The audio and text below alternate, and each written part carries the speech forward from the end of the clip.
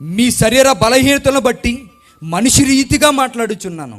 యాలయనగా అక్రమము చేయుటకై అపవిత్రతకును అక్రమమునకును మీ అవయవములను దాసులుగా ఎలాగ అప్పగించుతురో అలాగే పరిశుద్ధత కలుగుటకై ఇప్పుడు మీ అవయవములను నీతికి దాసులుగా అప్పగించుడి.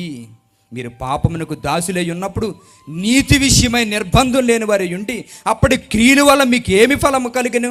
వాటిని గురించి మీరు ఇప్పుడు సిగ్గుపడుచున్నారు కారా? వాటి అంతము మరణం. సంఘానికి రాయవలసి వస్తుందండి మాటలో, సంఘాన్ని ప్రశ్నించవలసి వస్తుంది మాటలో. ఒకప్పుడు ఇదే పాపం చేస్తున్నప్పుడు మీరు ఏమి సంపాదించుకున్నారా?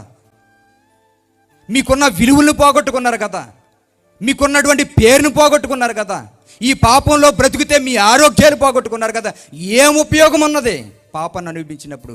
మరలా క్రీస్తు త్యాగాన్ని మీరు పొంది ఈ సంఘంలో సభ్యత్వం ఉంటూ క్రీస్తు సైనికులుగా, క్రీస్తు పక్షాన వాదించవలసినటువంటి వ్యక్తులుగా, దేవుని పిల్లలుగా ఉండవలసిన మీ జీవితంలో మరలా పాపాన్ని రప్పించుకుని ఈ అవయవాలు దానికి దాసోహం చేస్తున్నారంటే ఏమి లాభం ఉంది మీకు?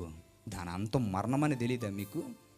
దాని అంతం మరణం కనుక ఆ మరణంలో నువ్వు వెళ్ళకూడదు అనుకుని ఆయన జీవితాన్ని వదులుకుని, ఆయన పరలోకపు వైభోగాన్ని వదులుకొని ఈ భూమి మీద నీ గురించి నలిగిపోయాడు కదా, చనిపోయాడు కదా.